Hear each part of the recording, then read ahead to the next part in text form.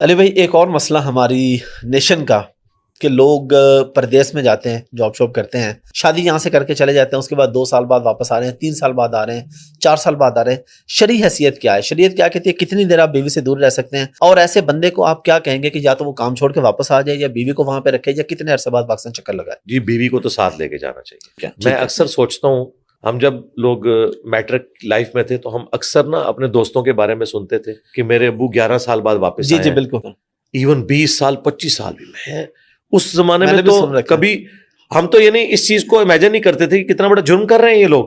جب شعور کی عمر کو پہنچے، دین کی اسٹڈی کی، تو پتہ چلا کہ یہ تو بڑے مجرمین ہیں۔ ان لوگوں نے تو نوکرانیاں بھرتی کر کے اپنے ماں باپ کو پیچھے دی ہوئی ہیں، جو ان کے ماں باپ کو بھی دیکھیں گی اور ان کے بچوں کو دیکھیں گی۔ تو عورت کا یہ حق ہے جو قرآن حکیم سے ہمیں پتہ چلتا ہے کہ جس عورت کے ساتھ آپ نے کوئی اس طریقے سے علیحدگی والا معاملہ کیا تو قرآن میں آیا کہ 4 مہینے سے زیادہ نہیں ہونا چاہیے، اس کا ڈیسیژن کرو، یا تو اسے طلاق دو یا اسے اپنے ساتھ رکھو۔ اسی آیت کی بنیاد کے اوپر سیدہ حفصہ نے حضرت عمر کو یہ مشورہ دیا تھا جب انہوں نے پوچھا کہ ایک عورت سے مرد کتنی دیر دور رہے تو وہ عورت برداشت کر سکتی ہے، تو انہوں نے اس آیت کے اوپر قیاس کر کے کہا تھا 4 مہینے۔ سیدنا عمر نے اپنے دور خلافت میں یہ آرڈر دیا تھا کہ کوئی بھی فوجی جو جہاد اور قتال میں گیا وہ 4 مہینے کے اندر ایک دفعہ اپنے گھر آئے گا۔ اس زمانے میں جب ٹرانسپورٹیشن کے ذرائع بھی نہیں تھے۔ آج تو بہت آسانی ہے۔ آج اگر کوئی ایشو ہے تو فائنانس کا ہے، اگر کسی کے پاس ٹکٹ نہیں ہے تو ظاہر ہے اس کے لیے تو آنا مشکل ہے۔ اور کئی لوگ تو ایسی جگہوں پہ جابز کر رہے ہیں کہ ان کی تنخواہ اتنی نہیں کہ وہ فیملی اپنے ساتھ رکھ سکے۔ تو میرا خیال ہے انہیں پھر مرنے سے پہلے اپنی بیویوں سے اپنے گناہوں کی، غلطیوں کی معافی مانگ لینی چاہیے۔ یہ نہ ہو قیامت والے دن وہ حقوق پکڑے ادا جائیں۔ نہیں کیے۔ اگر ان کی بیویاں ایک مجبوری کے تحت انہیں الاؤ کرتی ہیں پھر تو وہ اسے کنٹینیو کریں، اگر وہ الاؤ نہیں کرتی تو یقیناً پھر اس طرح عورت کو سسپینڈڈ فارم میں چھوڑنا یہ تو بالکل غلط ہے۔ اس چیز کو کنڈیم کرنا چاہیے۔ اور اگر ایسی صورت میں عورت کہتی ہے کہ جی میرے پاس کیونکہ بندہ میرا نہیں آ رہا، 2 سال بعد آتا ہے، میں طلاق لینا چاہتی ہوں، اس ریزن کو بنا کے وہ خلا لے سکتی ہے؟ کیوں نہ لے؟ کیوں نہ لے؟ شادی اس نے کس لیے کی ہے؟ ایک خاندانی نظام کو وجود بخشنے کے لیے۔ اور خاندانی نظام میں بانڈ جو ہے وہ 2 چیزوں سے چلتا ہے، نمبر 1 اولاد اور نمبر 2 سیکس۔ دونوں میں ایک چیز میں بھی ویکنس آئے گی تو رشتہ کمزور ہو جائے گا۔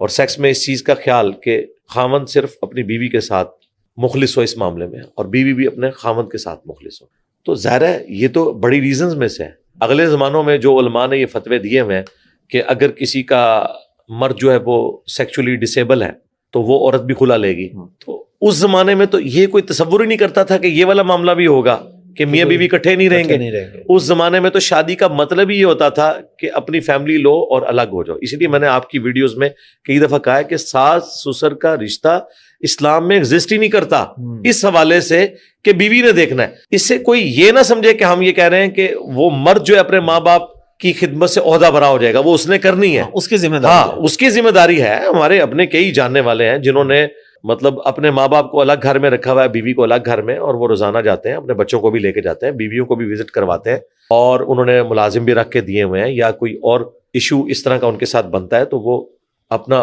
اس معاملے کو لے کے چلتے ہیں۔ علی بھائی، مرد کا عورت کو اپنے تمام معاملات شوہر کے یعنی بیوی کو بتانا ضروری ہے؟ یعنی اگر وہ کوئی بزنس کر رہا ہے، کوئی بھی کام کر رہا ہے، عورت کو پورا خرچہ بھی دے رہا ہے، پاکٹ منی بھی مل رہی ہے، ساری ضرورتیں بھی پوری ہو رہی ہیں، اور عورت کہتی نہیں مجھے ایک ایک بات بتائیں؟ بتانی چاہیے، کیوں نہیں بتانی چاہیے؟ ٹھیک ہے۔ بیوی سے زیادہ کوئی قربت کا رشتہ ہو نہیں سکتا۔ پلس کل کو اگر آپ فوت ہو جاتے ہیں تو وراثت تو پیچھے تقسیم ہونی ہے نا، تو بیوی کو ایک ایک بات پتہ ہونی چاہیے۔ میں نے تو ایک ایک ٹائنیس ڈیٹیل بھی اپنی بیوی سے شیئر کی ہوئی ہے اللہ کے فضل سے۔ فائنینشیل معاملات بھی، سوشل ایشوز بھی، کوئی چیز چھپانی نہیں چاہیے۔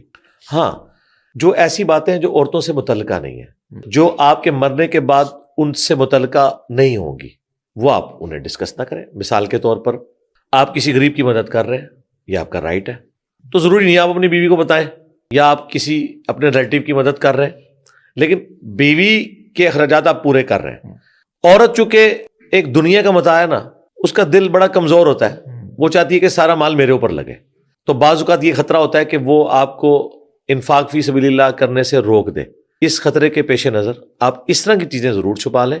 باقی جو آپ کے ایسٹس ہیں، آپ کے کاروبار ہیں، وہ ڈکلیئرڈ ہونے چاہیے، پتہ ہونے چاہیے، موبائل کا بھی پاسورڈ پتہ ہونا چاہیے۔ یہ تو پہلے بتا چکے ہیں۔ ہاں، وہ تو میں نے ناظر علی بھائی کی پوڈ کاسٹ میں بھی کہا تھا کہ بھائی اگر آپ مخلص ہیں ایک دوسرے کے ساتھ تو ایسا کوئی معاملہ نہیں ہونا میرے سے بھی پچھلی پوڈ کاسٹ میں نے پوچھا تھا، آپ نے بڑا اچھا، سفر کلیئر کیا تھا. بالکل کریں. میرا خیال ہے میاں بیوی اتنے کلوز ہیں، کیوں نہیں دینا بلکہ چاہتے آپ پاسورڈ؟ تصور کریں قرآن کہہ رہا ہے کہ ایک دوسرے کا لباس ہے، اس سے آگے تو کوئی بات نہیں ہوتی. میرے لباس اور میرے جسم کا کوئی پردہ نہیں ہے، ٹھیک ہے.